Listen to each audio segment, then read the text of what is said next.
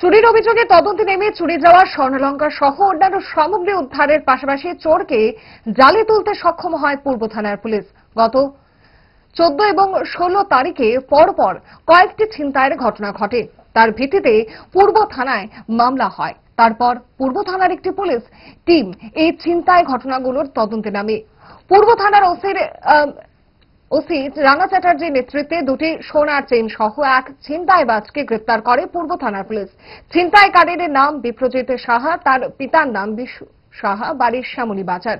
যদিও আরো বেশ কিছু চুরির সামগ্রী এখনো উদ্ধার করতে পারেনি পুলিশ। ধৃত চোরকে পুলিশ রিমান্ডে এনে জিজ্ঞাসাবাদের মাধ্যমে বাকি জিনিসগুলো উদ্ধার করা হবে।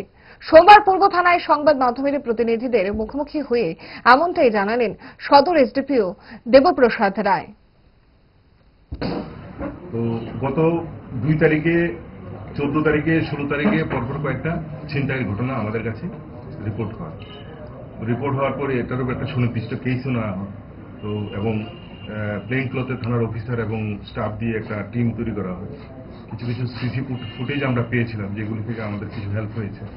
তো ফাইনালি আমরা এই ঘটনায় জড়িত যে আছে তার নাম বিপ্রজিৎ সাহা, যে অ্যাকিউজড, ওকে অ্যারেস্ট করা সম্ভব হয়েছে এবং তার কাছ থেকে এই দুটো সোনার চেইন, ইয়ার রিং, এগুলো উদ্ধার করা হয়েছে এবং আরো কিছু জিনিস আছে যেগুলি, যেমন মোবাইল টোবাইল ছিল, ওইগুলি আমরা এখনো উদ্ধার করতে পারছি না।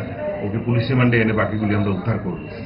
তবে ঘটনা হচ্ছে, প্রথম যেটা বিশেষ করে উল্লেখযোগ্য সেটা হচ্ছে 14 তারিখে যেটা করেছে আর কি, যেটা ওই রঞ্জিতা চক্রবর্তী নামে একজন মহিলা, ওনার হাজবেন্ড রাজীব শর্মা, ওনার মিসেস এই তরুণ সংঘ থেকে ওইডি ক্লাবের দিকে যাওয়ার পথে বাইক নিয়ে এসে, পালসার বাইক নিয়ে এসে ওনাকে আটকে ওনার গলার চেন ছিনিয়ে নিয়ে যায়।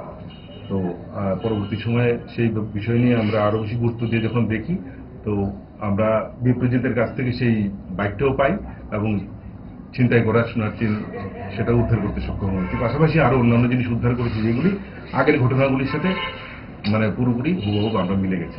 ইচ্ছে করে ডায়েটটা ভুলে রোলটা ফুচকাটা খেতে, কিন্তু মনে রাখতে হবে 5 দশক ধরে গ্যাস, অম্বল ও পেটের সমস্যার একমাত্র সমাধান গ্যাস নল।